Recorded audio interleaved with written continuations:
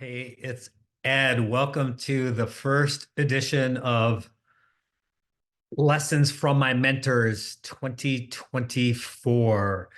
So this one goes way back and it was in Colorado. I can't remember the administrator's name. He was the COO of Parkview Episcopal Medical Center. I was the director, a director in IT, and then also at some point became the CIO of the practice management division that we created as a joint venture between the hospital and the medical staff. And he became sort of my first written contracted mentor. As I defined mentor for you before, it's kind of a formal arrangement, ideally at 1 year, meet once a month, a written contract, set aside your goals, those sorts of things. And I think he was the first. And he kind of crystallized some of the ideas that I'm going to share with you. So this is about doing big things and it's okay to do a lot of little things. That's just as valid. But I think a lot of us, as you move on the years, you want to kind of look back and say, gee, here were some of my accomplishments. And I'm not just talking about work, which is fine, but I'm talking about family and all those kind of things as well, right? Spiritual things. So whatever it is for you, you can achieve those if you put a plan to it, right? So this whole concept of strategic planning came up. And so I started putting down first it started with my family, a one-page strategic plan. And then it evolved into one for my career, one for me as a man. And then my wife did one for her as a woman, as a wife, with a career. And then my kids started doing it as well. I want to say, if I look at the first year, 1994, I want to say our young Tally would have been 10 years old. Yeah, right around 10 years old. So they were starting pretty early. And our oldest son at the time would have been about 16. Uh, but it doesn't matter what age, they all grasped it. I could tell you stories, but I'll save that for another time. Although they're really funny, actually. So if I remember, and there's some time, I'll tell you the two interesting stories with family doing what I'm about to tell you. All right. So, people go, hey, Ed, wow, you've done these amazing things in your life, all sorts of stuff, really awkward moments when people say that to you. And if you look back, I've been very lucky and very blessed to have done a lot of cool things, but I don't think most of them would have happened if I hadn't had a plan. And that was what the lesson from the mentor is about, having a plan for your personal life as well as professional life. So it may be to achieve, like, a certain, maybe to become a pastor in your church, or maybe it is, for me, I wanted to climb the world's highest mountains. So I climbed 3 or 4 of the world's highest mountains.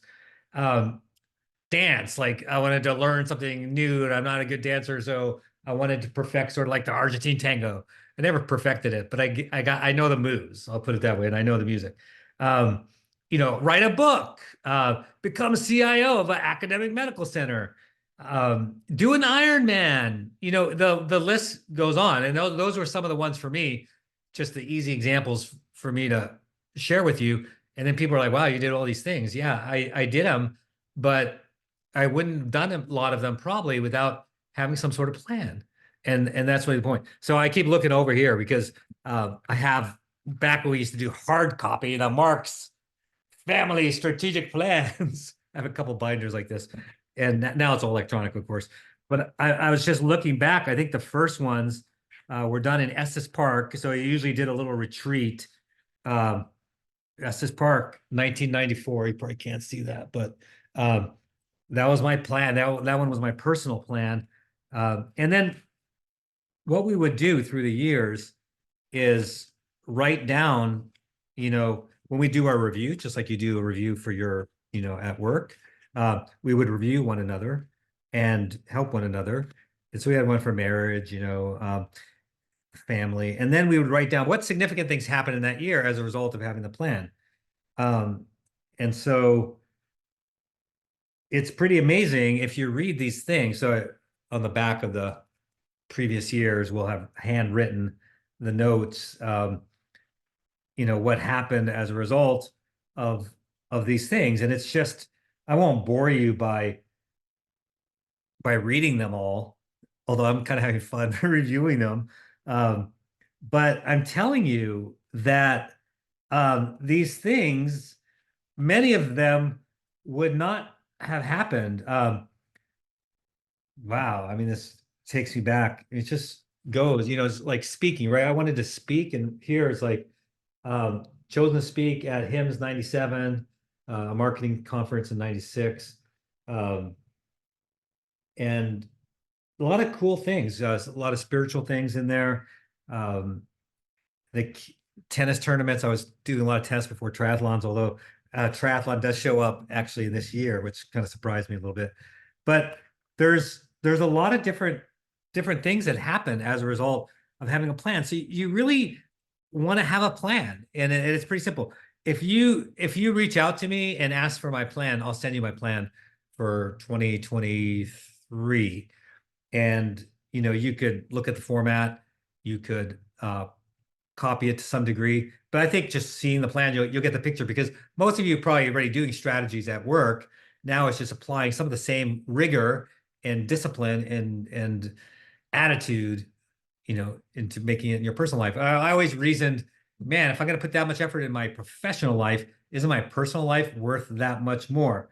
So again, it's pretty cool, and they just got better and better as the years gone on. We refine them every year, as I mentioned, and they just continue to improve. And as a result, we started to see improvements in all aspects of our life, professionally, spiritually, physically. I'm just looking at one where we kind of talked about the places. My oldest son Brandon, he was non-athletic for a couple of reasons that were my fault primarily. And so as we were getting him back into shape so that he would be in good health and wellness, we started doing a lot of triathlons and duathlons together, and we'd be last place all the time. We'd always finish together. That was my promise to him.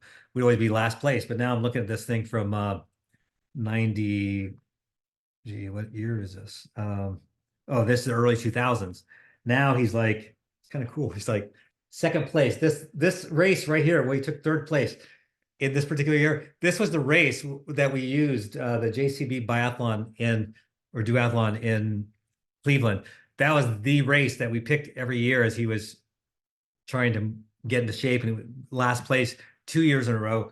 And then suddenly he's in third place, and he eventually got first place.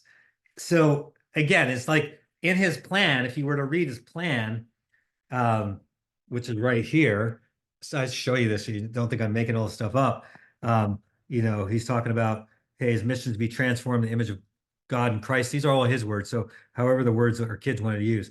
And then his vision to become a biblical man and experience bar Baraka, which like a bar mitzvah. And he did. He went on to do that. But on the faith, I mean, not on the faith side, but on the and he was operating his own LLC at the time too. It's kind of interesting looking at, and he's got his profit margins in there.